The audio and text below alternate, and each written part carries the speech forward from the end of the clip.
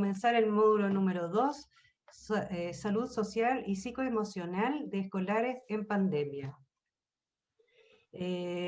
Modera esta mesa y el panel la licenciada Sandra Andrade Nauto de Valdivia, Chile, del Sur, enfermera máster en enfermería escolar, profesora asistente de la Universidad Santo Tomás. Bienvenida, Sandra. Hola Jacqueline, buenos días. Primero quiero probar audio, ¿se escucha bien? Sí, se escucha Sí, muy bien. Muy bien. Bueno, gracias Jacqueline por la presentación. Aquí las saludo a todos y a todas, bienvenidos. Las saludo desde Valdivia, sur de Chile, con un día soleado muy bonito, así que y feliz de poder estar hoy día en esta jornada. La verdad que este primer módulo ha sido maravilloso, excelentes ponencias y con un contenido muy importante. Así que muchísimas gracias, también me sumo a los agradecimientos del primer módulo. Bueno, pero yo estoy para darles la bienvenida también a este segundo módulo, donde vamos a conversar un poquito sobre la salud social y psicoemocional de los escolares en pandemia. Un módulo muy interesante y relevante, ya que se pone en valor esta área también emocional de nuestros niños, niñas y adolescentes. Bueno, para este módulo tenemos 5 excelentes ponentes. Ya vamos a comenzar, son exponentes tanto nacionales como internacionales, ¿ya? Y vamos a comenzar dando la bienvenida al doctor Iván Silva López, que nos acompaña desde el norte de Chile, desde Calama. Él es pediatra de la Universidad de Chile, pediatra social del Instituto de Formación Continua de la Universidad de Barcelona, ¿ya? Y tiene un MBA en salud del Instituto Salud y Futuro de la Escuela de Salud Pública, Universidad Andrés Bello. Ya, le doy la bienvenida, doctor Iván. Antes, sí, mientras coloca su presentación, doctor, recordar que pueden hacer sus preguntas y, en el espacio de preguntas y respuestas, también en el chat. Recordar que ojalá puedan identificar a quién van dirigidas estas preguntas para que luego las podamos discutir y conversar en la mesa redonda. ¿Ya? Para los panelistas, doctor, nuestra anfitriona Jacqueline le va a avisar cuando le queden 5 minutos, ¿ya? Para su presentación. Perfecto. Bienvenido, doctor. Muchas gracias.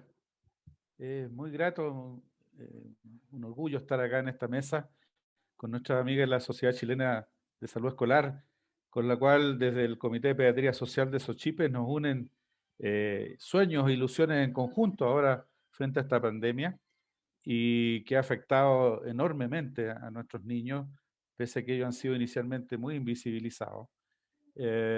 Y justamente una de las áreas donde más ha habido este impacto ha sido en el área de educación. Así que gracias por la invitación y trataré de exponer algunos de mis puntos de vista. ¿Se ve la presentación, no? Sí, doctor, se ve perfecto. ¿Se ve bien? Ya, Sí. partimos entonces. Me pidieron que hablara sobre la situación psicosocial de niñas, niños y adolescentes en pandemia. Vamos a hacer un recorrido por estos puntos, una pequeña introducción de lo que ha significado la pandemia en los niños, niñas y adolescentes, el impacto de COVID, para después ya irnos aterrizando a lo que entendemos desde la pediatría social como lo psicosocial, de un punto de vista holístico y los impactos que han habido. La enfermedad por coronavirus, como todos sabemos, es una enfermedad infecciosa emergente causada por un síndrome respiratorio agudo severo por coronavirus 2, o sea, también se le conoce como SARS-CoV-2. En diciembre del año pasado, hace justamente un año, fue identificado en Wuhan, China, y desafortunadamente pasó tiempo en el que realmente pudiera ser declarada esta gran alerta para haber tomado, se perdieron meses preciosos en haber tomado otras medidas. Y se diseminó muy rápido esto y ya está afectando a más de 30 millones de personas con muertes que superan el millón. En enero de 2020 la OMS y los demás países implementaron estas medidas primarias iniciales que fueron el distanciamiento físico, el aislamiento y los cierres de frontera. Los gobiernos de todo el mundo ordenaron rápidamente el cierre de escuelas como una medida de emergencia para propagar el virus, y esto pese a que los niños que inicialmente, como decía, fueron muy invisibilizados, catalogados incluso como grandes vectores de la enfermedad, después con el tiempo, a medida que han pasado las cifras, nos hemos podido dar cuenta que esto si bien es cierto en los niños ya un poco mayores, en los niños menores, que digamos por razones anatómicas, inmunológicas, se defienden bastante bien con unos receptores pulmonares que ellos tienen de esta afección. Y las cifras hoy día hablan de que el impacto en ellos ha sido bastante bajo en cuanto a la enfermedad misma, bastante bajo en mortalidad, y sí ha habido preocupación por un síndrome especial que se notó con el correr de los meses, que de este síndrome inflamatorio multisistémico, o PIMS, que sí generaba que por lo menos rápidamente los niños, algunos de ellos, llegaran a tener una enfermedad bastante complicada con ingresos en las UCI. Afortunadamente sin una gran mortalidad tampoco. Y a raíz de este cierre de la escuela, hay cálculos que hablan de que 1,5 millones de niños de todo el mundo quedaron confinados en sus hogares.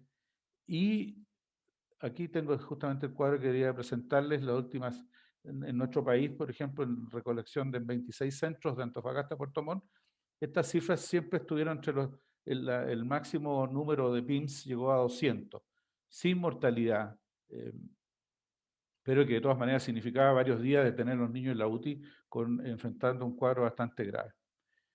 Este confinamiento que afectó a tan cantidad de niños es lo que realmente ha generado la otra cara del impacto, ya no tanto en lo biológico, en lo físico de nuestras niñas y adolescentes, sino que los impactos socioemocionales, que muchos hablan de que va a haber una generación terriblemente afectada, generaciones afectadas por las consecuencias. Porque ya traje aquí un estudio del año 2017, mucho antes de la pandemia, ¿cierto?, en que algunos autores nos contaron que los niños fuera del colegio durante los fines de semana y después las vacaciones, se veían algunas consecuencias en ello, como por ejemplo el volverse físicamente menos activo, el que pasaban más tiempo pegado a las pantallas, en que generaban patrones de sueño desiguales y que debido a las dietas poco saludables en estos periodos se observaba aumento de peso y también el aumento del sedentarismo generaba distintas condiciones físicas. Eso ya el año 2017 los autores nos hacían ver que tuviéramos cuidado con estos cambios que ocurrían en situaciones normales, esto no ir a clase fin de semana o estar en vacaciones. Y nos dijeron estos autores que las consecuencias eran más perjudiciales si el confinamiento se veía sin acceso a actividades al aire libre y si no tenían la posibilidad de interactuar con niños de la misma edad. Cuestión que se vio notablemente impactada ahora con la pandemia. Porque en temas de educación, la educación online nunca va a ser un reemplazo del logro educativo neurosensorial y del neurodesarrollo. La labor que hace el maestro en ese aprendizaje tampoco puede ser reemplazada. Por lo tanto, el cierre de la escuela, el confinamiento, uno de los más grandes impactos, como decía, y lo podemos conversar después, ha sido en el ámbito escolar. Porque si uno quisiera hacer un mapa, siguiendo los aspectos que ha generado la pandemia en nuestros niños, niñas y adolescentes, con el cierre de escuela y el confinamiento, genera ya el confinamiento una serie de circunstancias en los niños, como el malestar, la incertidumbre, aparición de depresión, los problemas conductuales, el aburrimiento, la labilidad emocional, es decir, por sí el confinamiento genera unas situaciones socioemocionales en los niños de gran impacto. Especialmente ya lo estamos viendo incluso con algunos retrasos del desarrollo en los niños más pequeños en la etapa preescolar. No es común hoy día que hemos vuelto un poco a cierta normalidad, encontrar que niños de 9 meses no se sientan o que no están haciendo siguiendo las pautas que nosotros evaluamos en su desarrollo. ¿Y qué decir de los niños más grandes?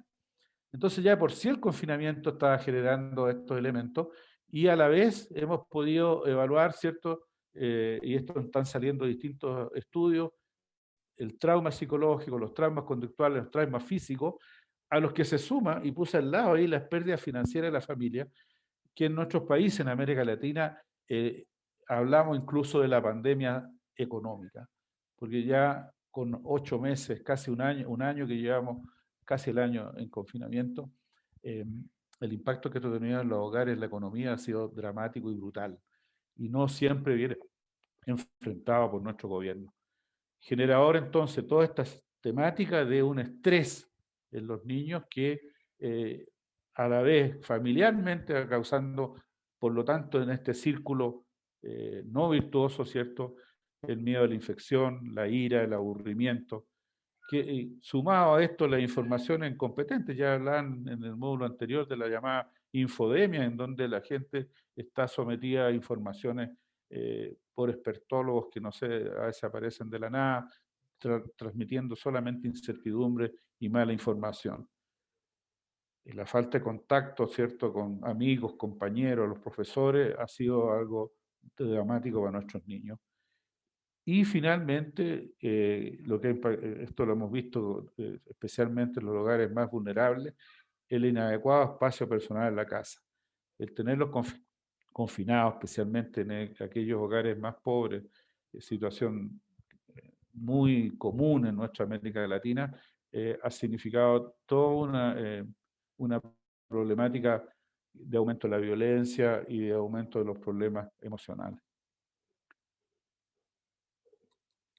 Y en este mundo los niños, niñas y adolescentes tienen poca voz o no tienen voz para defender sus necesidades. Si ustedes revisan la prensa en todos estos meses, la información respecto a ellos en nuestro país, por ahí de un comienzo del confinamiento en marzo, recién a fines de julio vino a haber algunas ciertas informaciones que, especialmente por las situaciones provocadas por este síndrome inflamatorio multisistémico, pero antes de eso no se hablaba absolutamente nada. Y yo he traído aquí que en términos de derechos del niño, cosas que están escritas en la Convención Internacional, varios artículos, algunos de ellos muy importantes, han sido sobrepasados por las decisiones que ha tomado el mundo adulto respecto a ello. Por ejemplo, el derecho a una atención sanitaria. Son dramáticas las cifras del falta de cumplimiento de los controles sanos, del falta de cumplimiento de las vacunas. En mi comuna en particular, por ejemplo, en vacunas ya hemos llegado incluso a un retraso en el 80%. El derecho a la educación, porque esto de estar, ¿cierto?, encerrado y llevando todo el aprendizaje con métodos que no se dominan. Nosotros ahí siempre acá en América le sacamos sombrero a Uruguay, que implementó con tanta antelación toda la educación online hace muchos años, y es cosa de ver las cifras que ellos tienen para ver cómo no han tenido un gran impacto en la problemática infantil y han podido llevar adelante sus planes de educación debido a esto. Pero en otros países, por lo general, que no tenían una conexión a Internet adecuada, se han visto muy problemados. Hay comunas en las cuales casi el 70% de los niños no tiene posibilidad de conectarse a Internet. Otro tema que aquí se suman los artículos, el 2, el 6, el 22, tiene que ver con todos los niños, sin excepción, dice la Convención, tienen derecho a mantener su supervivencia, su desarrollo óptimo y su calidad de vida, que como expresaba anteriormente, el impacto económico que han tenido en las familias, en nuestros hogares, esta calidad de vida que le prometemos en la Convención no se está llevando adelante. Y qué decir, si queremos analizar específicamente el caso de niños con discapacidad o los hijos e hijas de inmigrantes. El interés superior del niño, que es el artículo 3, ha sido largamente sobrepasado con esta falta de mirada que ha tenido el mundo adulto en términos de adoptar las medidas con ellos. Lo mismo el artículo 12 y el 16, que tienen que ver con el derecho a opinar, el derecho a tener la información necesaria. Yo siempre muestro este diapositivo cuando me ha tocado asistir en muchos paneles, darle la mirada desde la pediatría social respecto al impacto de la pandemia en nuestros niños y como vemos esta verdadera conculcación de derechos ha sido para ellos dramática. Aterricemos entonces en lo psicosocial. Nosotros como pediatras sociales sentimos que lo psicosocial se fundamenta básicamente en derechos humanos y en derecho internacional humanitario. Y estos conceptos los operacionalizamos desde 3 modelos de atención, del punto de vista sociosanitario, desde lo comunitario y lo que se asocia a catástrofes y prevención. Es un paradigma que tiene que vincularse tanto de lo psicológico y social ante las situaciones de estrés, traumas psicosociales, porque en ello se afecta el individuo y la colectividad. Y nosotros sentimos cuando uno tiene esta mirada en las posibles soluciones a darle a los impactos que generan en la comunidad, que esto tiene que generar acciones de autogestión y de respeto y práctica de los derechos humanos. Para ir terminando, les traigo un estudio reciente que fue publicado en el Journal of Pediatrics, que se hizo en Dubái, en donde ellos, específicamente este grupo de autores, se preguntó precisamente el impacto psicosocial del confinamiento en niños, en un estudio que abarcó a 658 niños, 327 hombres, 331 mujeres, con un número importante de edad escolar primaria, y en donde ellos pudieron, en este estudio, darnos luces sobre los impactos psicosociales. ¿Y qué encontraron en este estudio? Dificultades en comportamiento, dificultades en la salud mental, hiperactividad, falta de atención, cuadros de depresión, el tema de la actividad física y la falta de espacio, llevándolo a estar necesariamente en un sedentarismo no esperado en la edad de ellos, que normalmente ellos son todos los movimientos, actividad física, los trastornos del sueño, los problemas de alimentación y la necesidad de apoyo psicológico.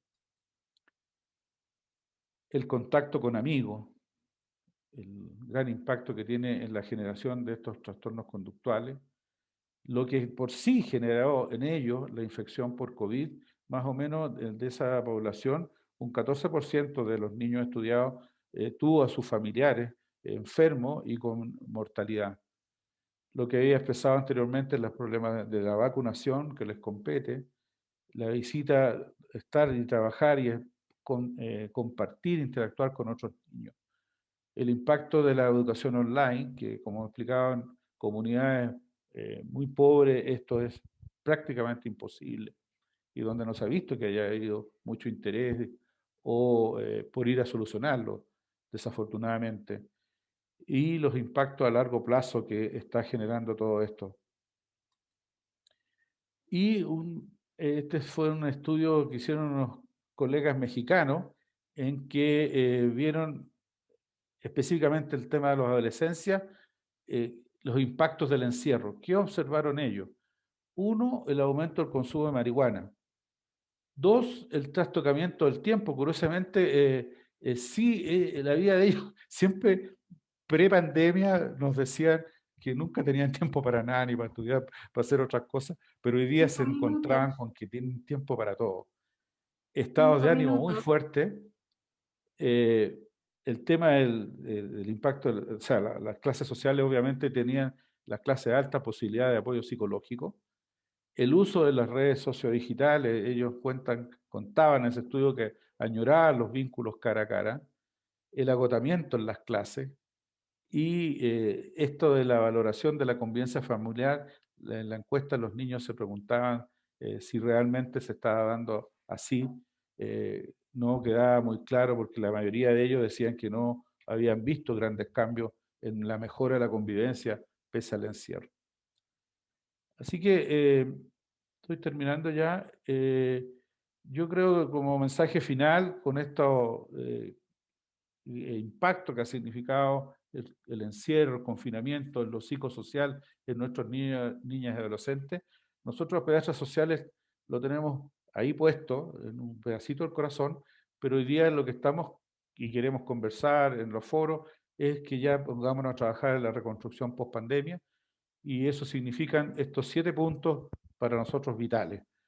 1, proteger a las niñeces y juventudes de la pobreza. 2, garantizar el derecho a la educación en condiciones de igualdad. Prevenir y proteger a niñeces y juventudes de la violencia, que había un aumento de hasta un 40% en las cifras observadas en mi país. El acuerdo laboral por los padres, que ha significado que, como tiene el mayor interés aparentemente, ¿cierto?, de que luego salgan los padres a trabajar para mover la economía, sin embargo no ha habido un convenio, por ejemplo, en prolongar los periodos de reposo postnatal o llegar a acuerdos de las mejores de sueldo o bonos y subsidios que permitan realmente a los padres enfrentar ese gran impacto económico que significa la pandemia. Ahí hay un gran trabajo que hacer. Quinto, dar vida en nuestro país, esto es fundamental. Llevamos 30 años esperando que los niños tengan una ley de protección y garantía que le habría asegurado el tener otra manera de estar pasando las cosas respecto a la educación, respecto a la calidad de vida. El tema de vivienda de salud, que lo hemos también mencioné, salud, el impacto que ha tenido esto en la demora, en los controles, en la pérdida de las vacunas, etcétera. Y qué decir en vivienda, en donde ha quedado en evidencia que nuestros niños en Chile, por lo menos, son los más pobres de la población y la problemática de vivienda es una cuestión muy seria. Y por lo tanto estamos planteando que tenemos que, en nuestro país al menos, revitalizar y hacer un nuevo acuerdo por niñeces y juventud. Muchas gracias. Esto es lo que quería compartir con ustedes y estaremos dispuestos a responder interrogantes y abrir un pequeño debate. Muchas gracias. Muchas gracias, doctor, por su presentación. La verdad, muy interesante. Yo creo que nos hace un poquito reflexionar acerca de lo que usted mismo comenzó a decir. Tenemos mucha exposición, ¿cierto? Y trabajo en el área más biológica, de vacunas, ya de cómo prevenir este tema más físico. Pero también tenemos que tener en cuenta el impacto que usted menciona en el área psicosocial, emocional de nuestros niños, y tenemos que empezar a trabajar desde ya, como usted nos dice que esto viene, va a repercutir, ¿cierto?, en generaciones, tenemos que también trabajar en ello. Así que muchas gracias, doctor, y